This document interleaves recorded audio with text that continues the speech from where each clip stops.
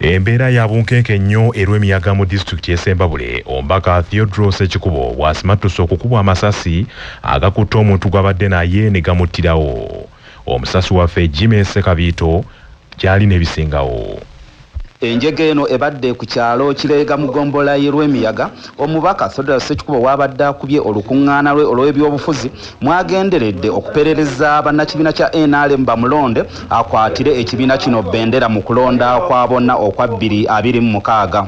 Olunaku olwaliro omubaka Theodore Ssekikubo lwagguddewo kampeyini ze ng'abadde yasookedde ku kyalo Bugologolo n'addako ekireega nga wano waabadde ava olwadde e Kampala Lugamba.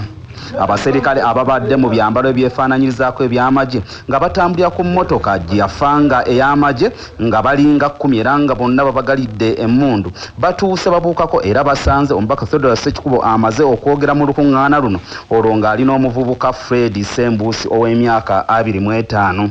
Fred Sembusi awuliddwa ng'agamba omubaka Theodore Ssekikubo ave mu kifo kino ng'agamba nti abantu abo baagala kumutta era kino abadde yakakimalayo olw'amasasi ne gatandika okuvuga era ye omubaka Theodore Ssekikubo essasi limusesebudde olugalo ku mukono ogwa ddyo olwo ne likwata Fred Sembusi mu kifuba n'afiirawo.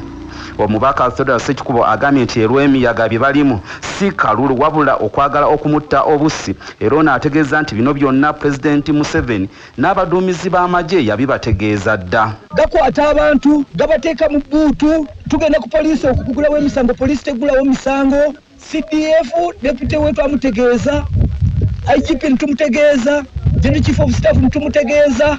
Nze Jimmy Sekabiito ku lwa CBS wano erw'emiyaga. Omukulembeze w'eggwanga Yoweri Kaguta Museveni Tibwabulwa asabye abakulembeze ku lukalu lwa Africa bakomye okulowooza nti buli kirungi kirina kuva mu nsi z'ebweru mu kifo ky'okusoosowaza ensi zaabwe. Museveni agambye nti ensi za Africa ziyitiridde okwefeebya n'okweboolyaboolya nga buli kimu kijja mu mawanga ag'abakyeruppe. Bino Museveni abyogeredde ku ttendekero ly'abaserikale erya Kimaka Staff College mu disitulikiti y'Ejjinja bwe libadde lyaniriza abayizi 52 abazze mu lusoma olw'omwaka guno nga bavudde mu nsi okuli Kenya, Tanzania, South Sudan, Rwanda, Malawi ne Burundi. Answer is economic political integration. Economically integrate the whole of Africa. I don't mind being in the same market with people from Egypt, from where. But for federation, I want to federate with people who are close to me culturally. And East Africa is the one. We can be in common market of the whole of Africa, but politically we integrate with East Africa, East Central Africa, even Southern Africa if they want, because they are the same people, all Bantu. Ekitongole eky'Obwakabaka ekivunaanyizibwa ku by'ettaka Buganda Land Board kibakanye ne kaweefube w'okutaasa ettaka ly'embuga z'ebika okuli ennono okwetooloola Buganda yonna. Mu nkola eno Buganda Land Board egenda kusoosowaza okulamba n'okupima era n'okupunta ettaka eritamanyiddwa mu lukale nga lino lya nkizo nnyo mu Bwakabaka. Mu nsisinkano n'abataka abakulu ab'obusolya ebadde mu Bulange e Mengo, abakulu mu Buganda Land Board bakinogaanyiza nti baakupunta ettaka eririko ebifo eby'enkizo olw'okulitaasa amalindirizi. Abataka abakulu ab'obusolya bakkiriziganyiza ne Buganda Land Board okuteekawo enkolagana ku nkozesa y'ettaka eriri ku mbuga z'amasaza era nga lirina akakwate ku ttaka ly'essaza. Ku lwa Buganda Land Board, Bashir Kizito ategeezezza nti okulamba n'okupunta ettaka ly'ebika kugenda kuyamba nnyo mu kutumbula ebyobulambuzi n'okuliwonya abasaatuusi. Waliwo ebifo bingi nnyo ebiriko obuwangwa eby'ennono ebimanyiddwa mu bika ng'ate mu lukale tebimanyiddwa. Ebyoto bingi nnyo, ebifo bingi nnyo ebiri ku masiga, ebyo bizibu nnyo okubimanya kujjako nga bo babituwadde. Eky'omukisa bagambye omulimu baagutandikako. Bino ebimanyiddwa mu lukale byetumanyi, buli omu amasiro agamanyi, obutaka obw'ekika obwakasolya, buli omu amanyi obusangibwa. Naye waliwo ebifo birala bingi nnyo nga bikulu nga bw'otabiramba n'obiteekako n'okunnyonnyola bisobola okusaanawo ng'ababimanyi bagenze ate abazzukulu abalijja ne batabitegeera na mugaso gwabyo. Tubalaze nti ng'ojjako okubiramba mu mateeka mu ngeri enga gye bajja okutambuliramu mu kubikuuma kwe kubifuula ebifo by'obulambuzi. Naye bitatandikira mu kufuna ssente bijja kuba bikuumibwa. Bashiru Kizita kikaatiriza nti oluvannyuma lw'okuwandiisa ebifo bino ebiwandiiko ebikwatako byakusindikibwa Ministry y'ebyobulambuzi mu gavumenti. Nteekateeka zaffe tulinamu embeera y'okukuuma ebifo by'obuwangwa kubanga mu kugaba liizi tetugaba bifo biriko obuwangwa era tukkaanyiza nti bwe tutambulira wamu ne twongera n'okubiramba kijja kuba kiyambidde ddala okubikuuma okumala ebbanga eriwe. Tulinze ng'oggyeko ebimanyiddwa mu lwatu. Omukubiriza olukiiko lw'abataka ab'obusolya Omutaka Namwama Augustine Kizito Mutumba yeebazizza Buganda Land Board olw'okubangawo enkolagana egendereddwamu okutaasa ettaka ly'embuga. Sikwali kuba nti ffe twabayita ne mwalowooza ne musaba ne tukkiriza mujje mutwongere okutunnyonnyola. Tubeebaza era twebaza n'okuba nti ate oyongedde okutunnyonnyola enkola za Buganda Land Board. Bangi olumu tubadde tuyinawe twagala okuteebera goolo nga tulowooza tujja kugiteebera mu Buganda Land Board, naye tugenza okwesiŋŋaana nga waliwo ate we tulina okuba nga kapiira tukayisa sayidi endala ateeba goolo asobole okuteeba bulungi mu Buganda Land Board. Naye tujja kubasaba aba Buganda Land Board kubanga ebintu bino olumu ne gye twagala okuyisa akapiira byetaaga okuba nga amagezi tugajje eri abantu abakola omulimu ogwo abakugu.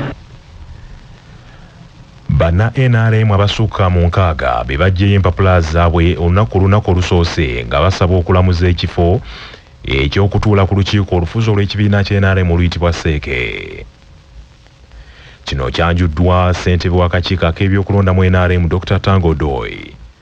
Abamu ku baggyeyo empapula esaba okuvuganya ku bifo ebyo kuliko Engineer Sava Mukasa Joseph Semakula ayagala okubeera omumyuka wa ssentebe w'NRM mu Buganda, Robert Mwesigwa Lukali ayagala ekifo ekyokukiikirira abatandisi b'emirimu mu kibiina nga ssentebe owa National Entrepreneurs League chairman era nga ayagala kubeera mubaka wa Parliament wa Mbarara City North mu Parliament ya Uganda. Nze Engineer Sava Mukasa Joseph Semakula mbadde National Coordinator abavubuka bonna mu ggwanga era nga nze nkulira mobilization mu ggwanga lyonna. Bannaffe abalala basiga bukyayi tetusiga kwagala. Bannaffe abalala basiga kwawulayawula mu mawanga mu madiini tuze wano okusiga okugatta amawanga n'amadiini. Bannaffe bangi bavudde era bala mugenda balaba. Dr. Tango Doi era akakasizza nti President Yoweri Museveni Kaguta atibwabulwa yamaze dde okusasula ensimbi obukadde 40 ez'ekisaanyizo ezeetaagibwa omuntu yenna ayagala okuvuganya ku kifo ekya ssentebe w'NRM wamu n'okukikwatira bendera ku bukulembeze bw'eggwanga. All those two positions attract 20 million per position. I have all the confidence and the data or document that he has cleared, because the documents have been passed to me. He has cleared for presidential flag bearer as well as for chairman of the party. Ebyo nga bikyali bityo okusunsula abaagala okuvuganya ku bifo by'obubaka bwa Parliament ne ku bwassentebe bwa disitulikiti mu kamyufu k'NRM ne leero kubaddewo era nga wetwogerera abamu ku basunsuddwa olwaleero. Kuliko Nakayiza Sumaya wa Lusimbi ayagala ekifo ky'omubaka omukyalo wa disitulikiti y'Emityana, Mutesa Asira Gonzaga ayagala eky'omubaka wa Bukoto South mu disitulikiti y'Erwengo, Nyakaana Saulo Kalwanga ayagala okukiikirira Busujju, Bulegeya Julius ayagala ekya Bukomansimbi ekya ssentebe wa disitulikiti y'Ebukomansimbi, Shaka Stephen Gashaija ayagala eky'omubaka wa munisipaali y'Entebbe, Swamaddu Kabagambe ayagala okukiikirira Katerera mu disitulikiti y'Erubirizi, wamu ne Nalule Joanita ayagala okukiikirira abakyala aba disitulikiti y'e Masaka. Nakayiza Sumaya wa Lusimbi aze nti Mityana teyeetaaga muntu mutiistiizi era bwe tuba twogera nze mbagamba nti basebo ne banyawo banna Mityana ennyana ekutudde ekusamba n'etakulinnya teyeetaaga mutiitiizi fe bwe tusimbula tuba tusimbudde ababadde babiyitinganya nti Sumaya akalulu yakavaamu basebo ne banyawo mutwerinda atwekiikamu fe tuzze ku nsonga 3 main issues home based oba tuziyite mu Luganda enfuna y'awaka.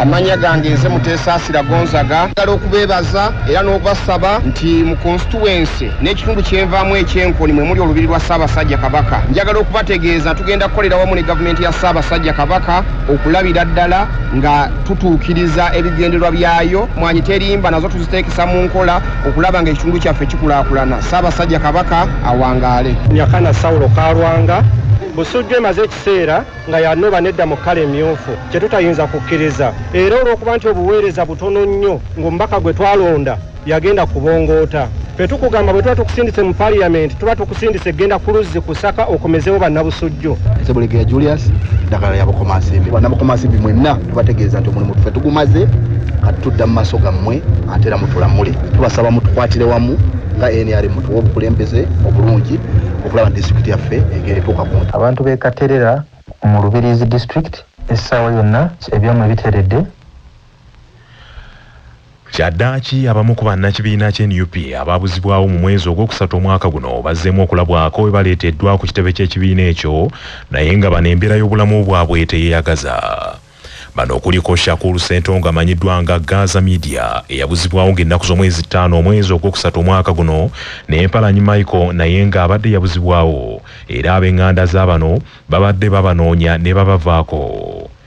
Mu lukuŋŋaana lwa bannamawulire olutudde ku kitebe ky'NUP Makerere Kavule omutesiteesi era ssaabawandiisi wa NUP David Louis Rubongoya awanjagidde ab'ebyokwerinda ababuzaawo abantu baabwe bakikomye bwe baba balinayo gwe baagala okukwata bamuwandiikire era bawandiikire ekibiina kye atwalibwe mu mateeka okusinga okumuwamba. Ekyokukola mu mateeka bakimanyi owandiikira omuntu ffenna tumanyi okusoma n'omugamba nti jawo ku poliisi bwetine bweti banoonyereze kubanga ffe tetuli bamenyi b'amateeka olunaku lwaki ombadde kukomera ekitalya okulaba ku bantu baffe omwenda abakyaliyo abaagaana okukkiriza emisango gye batazza abaana abo gye bali tewankubadde emyaka ena gye bamaze mu kkomera gibayisiza bubi nnyo kubanga kati bagenda mu myaka 5 kyabakwatibwa abo abantu basooka ne babawamba ne babatulugunya ne bakola byonna bo abayimbuddwa bategeezezza nti bamaze emyezi 3 nga tebamanyi ekifo kituufu we bali era nti baatulugunyizibwa ebitagambika nga babalanga okwambala engoye ez'ekibiina ky'NUP n'olw'okukuuma omukulembeze w'ekibiina ekyo. Bawaya zenna nengenda nga ntenya musayi ne bankuba ebikonde nga we baŋŋamba lwaki owagira Kyagulanyi mu bibiina byonna walaba mukuwagira kibiina kya NUP. Sibimanyi kubanga batabimanyi ng'olina nezisimanyi nnyota bakuwa ne ranka ne bambuuzaawo 001 yani sajja n'alyoka mpa oluyo olutuufu muno n'aŋŋamba okuze kubaawo tebalina pulezidenti wa ggwanga lino ne bamala okuwandiika mu kitabo ne bagulawo ekkomera ne nnyingira mu luumu gye nayingiramu nasangamu omwana nyina gwe nasangamu omuvuka omulala. Mu mbeera yemu akakiiko k'ebyokulonda mu kibiina ky'NUP n'olwaleero kongedde okukwata empapula ez'abeegwanyiza ebifo eby'enjawulo mu kibiina ekyo era n'abaagala okukikwatira bendera ku bifo eby'obukulembeze ku kaadi y'NUP. Ku mulundi guno essira balitadde nnyo ku kwogerezeganya n'abantu abangi abalwanira ekifo ekimu ku mitendera gyonna. Ssentebe wa disitulikiti ewa Kiso Dr. Matiya Lwanga Bwanika agambye nti akakiiko kaabwe bakalinamu essuubi okukola omulimu ogwekaliko naddala ogw'okwogerezeganya n'abeesimbyewo okuvaamu balekera abalala okwewala okuyuzaayuza ekibiina. Enteekateeka y'abakama baffe mu kibiina nnungi ddala ey'okulaba nti babeerawo okukkaanya kuba ffenna tuli banjwemu ate eba egenda kendeeza ku mitawaana era egiva mu bantu okulumagana nga banjwe. Nze ng'omu mbalinamu nnyo obwesige nti basobola okukola ekintu ekisingayo okubeera ekirungi ku lwaffe ffenna. N'olwekyo engeri nze gye nateekayo empapula ku Lwokutaano oluwedde nkakasa nti bagenda tulamula bulungi. Tabamiruka w'ekibiina ky'ebyobufuzi ekya Democratic Front aguddwawo mu butongole olwaleero ku Laston Gardens mu kibuga Masaka. Omusasi waffe Ssaalongo Edward Tomusange Kayinja gy'alina ebisingawo. Omukwanaganya w'ekibiina kya Democratic Front mu ggwanga ow'ekiseera ow'ekitiibwa Mathias Mpuga Nsamba asinzidde mu bikumi n'ebikumi by'ababaka ba delegates abaavudde mu districts zonna eza Uganda n'agamba nti Uganda okuva mu katubagiro k'ebyobufuzi keetubiddemu yeetaaga endagaano empya ennyonnyola bulungi bannannyini buyinza ng'efaananira ddala n'eyo eyamenyebwa eyo eyakolebwa mu 1962 kyokka ng'eno egaziyiziddwa ey'okugabana obuyinza mu nkola eya federo. Oweekitiibwa Mpuuga ayogedde ku kulonda okuzze kubaawo n'okwo okugenda okubeerawo n'agamba nti okulonda kwafuuse kwa mukolo nti kuba tewali kimalamu bantu maanyi ng'okugenda mu kalulu ng'omanyi nti avaako era yaddako nga n'abalonzi bagenda bakimanyi nti obuyinza tebugenda kukyuka naye ne basigala nga bagamba nti kabagende batuukirize omukolo ng'eno agambye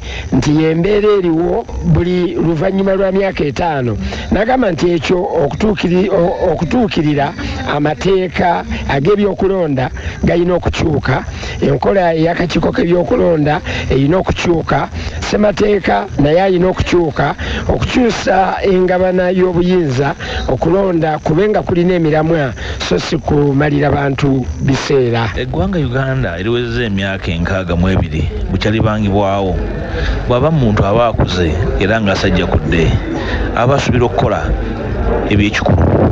Twali kubuusabuusa bw'otunuulira entambula y'obuyinza n'enkozesa yaabwo kyangu okugamba nti aba-NRM batuyidde n'obuyinza. Omubaka wa Entebbe Municipality Honorable Mike Kakembo Mbwatekamwe agambye nti eno ye Delegates Conference eya Uganda ey'Abannayuganda. Buli delegate wano aweereddwa kopi ya ssemateeka wa Democratic Front era abakulembeze ab'ebibiina by'obufuzi ebiweredde ddala 8 batadde emikono ku ndagaano y'okukolera awamu n'ekibiina kya DF. Mu kiro kya leero badelegates batudde okulonda olukiiko olufuzi olwa Democratic Front mu ggwanga wabula nga wetujjidde ku mpewo nga Oweekitiibwa Mathias Uga Nsamba awatali kwesalamu mu badelegates basazeewo yaba akulembera ekibiina kino nga pulezidenti waakyo omujja. Saalongo Tom Sange Kayinja ku CBS.